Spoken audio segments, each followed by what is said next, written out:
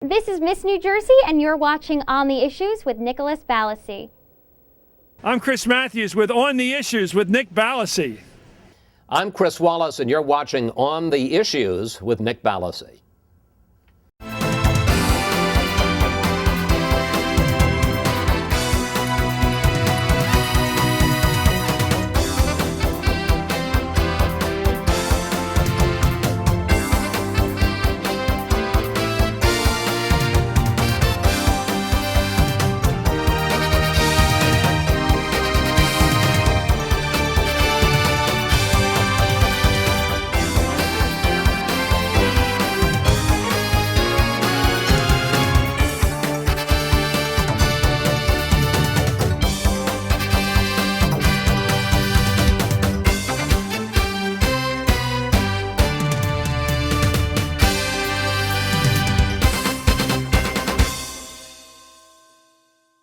Welcome to On the Issues. I'm your host, Nicholas Ballasy. For today's show, I'm here with Tori Ballasy of Mythbusters. So let's first start talking about how you got involved with the show, Mythbusters.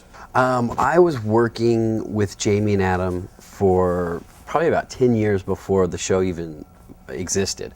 We were doing special effects on movies, commercials, and it was when I was working at Lucasfilm on Star Wars that I met Adam. And he and I worked like side by side. We became really good friends. And then we all left, after Star Wars was over, we went to go work on Matrix 2 and 3. And while we were working on Matrix, he left. He was like, oh, I got, some guy came up to me, has contacted me and wants to do this TV show. So we're gonna leave for 2 weeks to go do this pilot. And then, a month later, it got picked up and they left and they started doing the show. So they were on it for about a year. And then I got a call from Adam, and he's like, give me a call, man. It could change your life. And so he had me audition for the show, and that's when I started. So what kind of work did you do in film before the show started? The kind of things that we did before were we were in the model shop, like old school, no computer generated stuff. Art directors would come to us with drawings and artwork and say, this is what we want you guys to build. And so we would take the drawings and create it three-dimensionally, and as we were building it, we were doing a lot of design and changing and stuff. And then the art department would come in, or the art director would come in with the directors, and they would say, oh, this is really cool, or oh, change this. And so that was the kind of, that's what we did. And then we did a lot of pyro too. We would build these beautiful models and then blow them up. So it was all kind of prepping us for Mythbusters. So it's all, in the end, it's actually all related. Yeah, it's weird how similar the things we were doing in the movie industry is to what we're doing on the TV show, because it's like, we're constantly, just on the fly, just moving as fast as we could. And you're constantly faced with new problems because every myth we do is totally different. There's no two that are alike. So you're constantly approaching a problem from scratch. So it's like, how do we do this? I don't know. And you just kind of figure it out. So when you're working with all the different things that you work with on the show, like cars and houses and big, large materials, how does this work with Discovery Channel? What is their role in the process with the budget and what things you can work with? Discovery is the kind of the executive producers of the show. They are the ones that gave the production company that is actually producing the show, and that's Beyond Productions. They're the ones that came up with the idea, took it to Discovery, pitched it to them. Discovery liked the idea, gave them money to do a pilot, and then picked up the series. So Discovery doesn't produce our show hands-on. They are kind of the distributor and the finances, So it's like a production house that actually works with you on the show. They're just distributing it. Yeah, Channel. They are the money. They give us the money. The actual production goes through another, a smaller production company.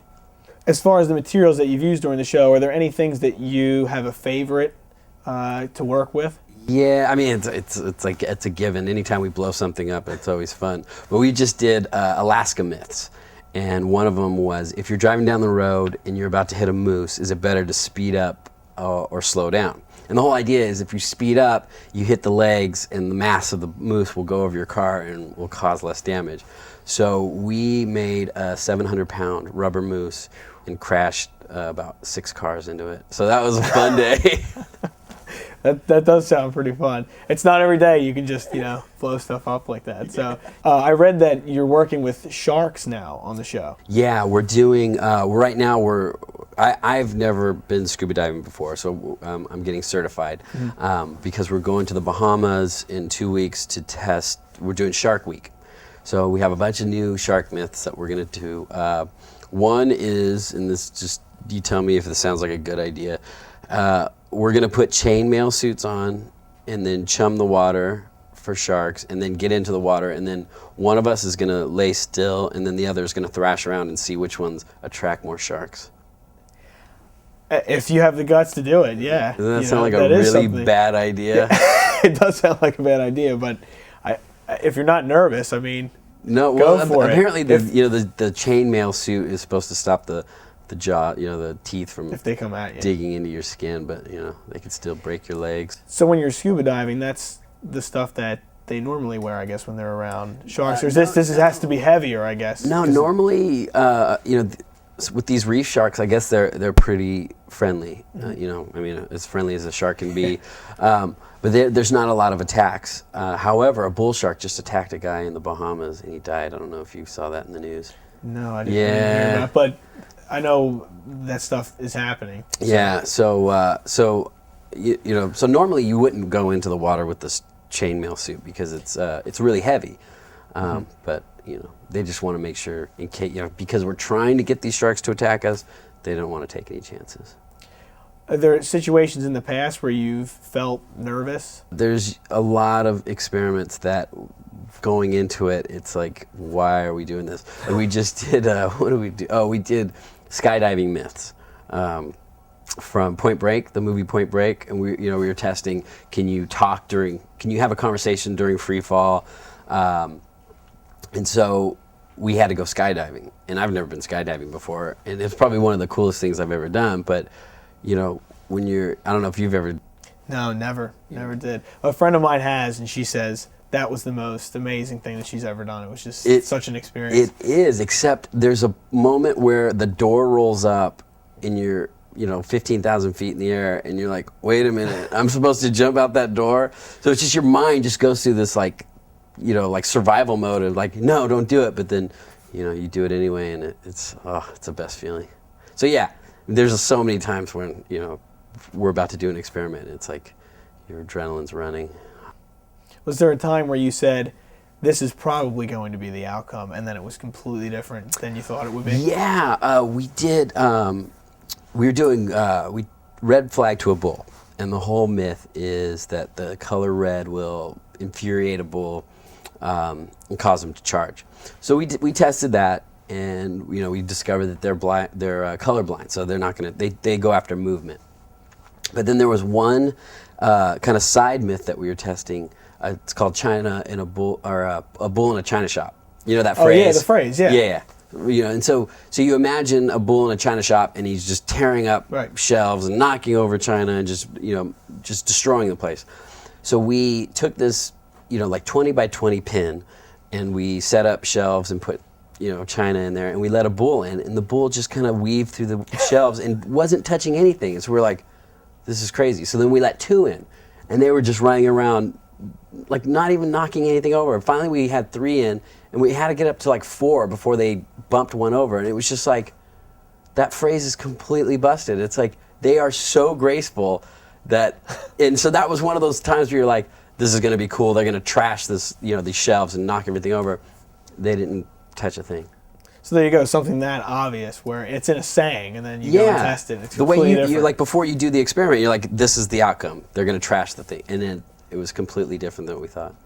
Now, the myths that you test, do they specifically come from staff on the show, or do you take polls from viewers or things like that? We have story meetings, and so what we'll do is we'll get together, and we will either scour the internet, newspapers, just if people have told us, now that the show is getting more popular, every time you get stopped, people are like, "Oh, I got a myth that you got to try," or people email me directly, "Oh, you got to test this." So it's like, it's like the myths just keep coming in. Is there a myth that you've busted that you like the most out of all the ones that you've done so far that stick out in your mind specifically? My favorite to this day is probably the compact, where these two semi-trucks get in a head-on collision, and the damage is so bad that they can't rip the two trucks apart. And so like a week later, so they take the wreckage to a salvage yard, and like a week later, this horrible stench comes from the trucks, and they pull the two trucks apart, and there's a compact car with a family in it. And so we tested that, and it was like, okay, so you're gonna have to crash two semi-trucks head-on, and you're gonna have a compact car in the middle, but no one could be driving. Like, you have to do this all remotely. And it was just like, how do you do that? Like, how do it was just like your mind just starts going, and you're like, how are we gonna get this thing to work? But we figured it out. We did it with tow cables. But the coolest thing was to see two semi-trucks with trailers in a head-on collision. I mean, it was like, I don't want to ever see that in real life, because it's like people are gonna be dead. But to see that just happen, it was just incredible.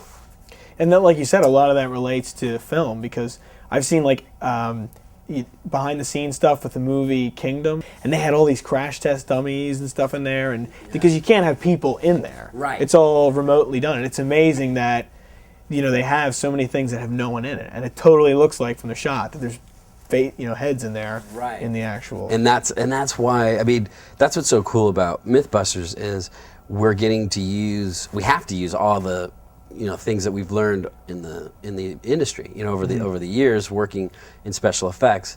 You got to figure out how you're going to make things happen without people getting hurt.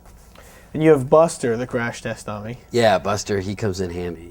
How's he doing? He's up for anything. It was funny because we just got a new one, and on the first experiment we were testing, if you're stuck on a ski lift, could you use your pair of jeans to like throw the jeans over the cable and zip line down? And so we did it, and we were probably about 60 feet off the ground, and we used Buster, and we dropped him. This is the first experiment, and it busted off his hand. So it's like we test him. We test him for things that he wasn't designed to be tested for. He seems pretty popular among fans. Yeah, I think they wait to see what is going to happen to him. Yeah. Sometimes we get people coming through the shop, and they'll want their picture with Buster. There you go. What kind of planning has to be done for some of the explosions, like beforehand? Well, what's great is we usually work with bomb squads in our county, and like retired FBI agents, so they know what they're doing. It's like we're using real explosives. It's not Hollywood gas bombs where it's a big flame.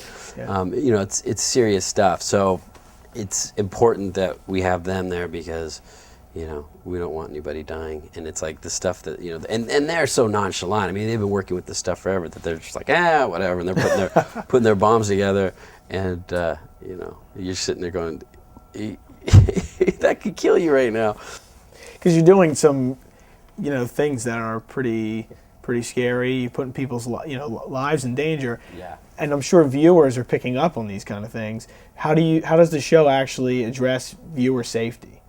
A lot of people, they're worried about, especially Discovery, they're worried about showing episodes that kids would mimic us, Right. And so a lot of times there are stories that won't make it to the production stage just because they're like, there's no way too many kids will copy this, and we'll have lawsuits on our hands. So obviously these larger scale things, an average person's not going to pull off. But so there are a few things that you guys have done where they say this isn't going to happen. Is there any examples of anything you could think of? There was one myth. It's called gasoline playground slide, and the whole idea was that these kids were in a playground on a metal slide during the summer, and it was like a really hot day, and they weren't getting enough speed going down the slide, so they thought it would be a good idea to use gasoline as a lubricant, so they would go faster.